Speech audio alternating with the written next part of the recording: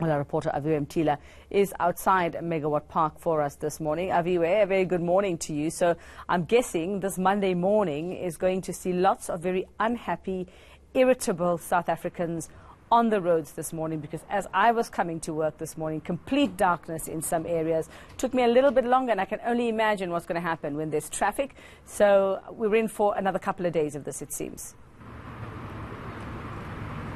Well, Iveka, there have already been disgruntled South Africans from the weekend with the spate of load shedding that we saw, stage 4. And we hear that it's dark times ahead as we're expecting stage 4 from 9 o'clock again today.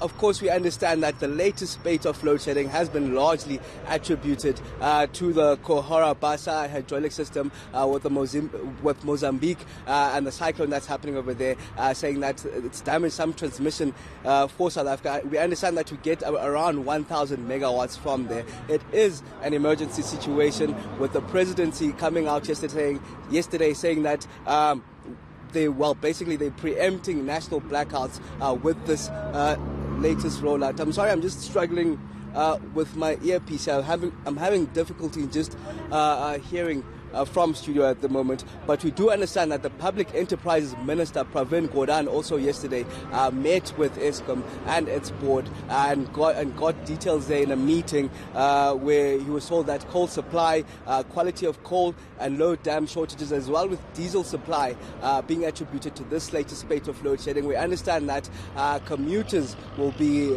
frustrated with traffic lights, as you mentioned, coming into work. I also saw blackouts along the route, so South Africans can brace themselves for further darkness today. And I suppose, Aviwe, the question being asked, yes, as much as you can use the situation in Mozambique as part of the explanation, it's not the complete reason as to why we find ourselves at stage 4 this morning. But I suppose a lot of people asking this morning, but didn't you see this coming? Didn't you realize, because we had warnings about this cyclone going to hit Mozambique and where it was going to land and where the effects were mostly going to be felt? I suppose the question would be for Eskom and government is, did you not make a plan, or could you have made a plan? At least tell us. Well, Iveka, remember even when we saw when we saw load shedding come back to South Africa sometime last year towards the end of the year, we were promised that by March they will actually have we'll see an end to load shedding. It seems like there's no sight in, and we were further promised up until April. It seems like there's no end to load shedding as yet.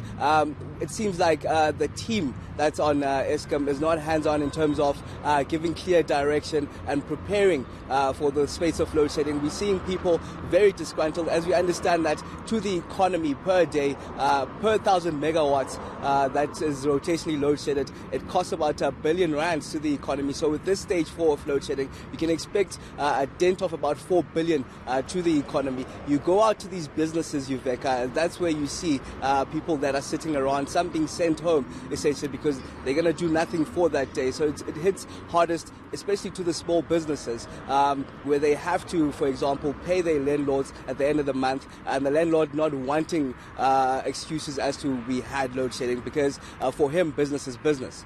So, Aviwe, we're given to understand that this will be our situation till Wednesday. But do we believe that? Should we not be too comfortable in that knowledge that by Wednesday things will be a little bit more back to normal, that this could actually extend beyond that? Well, as I mentioned earlier, Iveka, you can never be too sure with our embattled power utility at this stage. We were promised an end to it by March. We still haven't seen an end to it. We don't know whether the April that we were also promised will actually see an end to it. And it actually is going to have dire consequences, not only for Eskom, but we're also leading up to the elections now. So South Africans are disgruntled. It's yet to be seen what the outcome of this latest spate of load shedding will have on the polls as we go to that May 8 elections. All right, we'll leave it there for now. Thank you very much. Aviwe Mtila outside Megawatt Park for us this morning as we continue stage 4 load shedding. The latest word is that from 9 o'clock this morning, the next round does continue or begin, depending on where you are this morning, if you're already in the dark.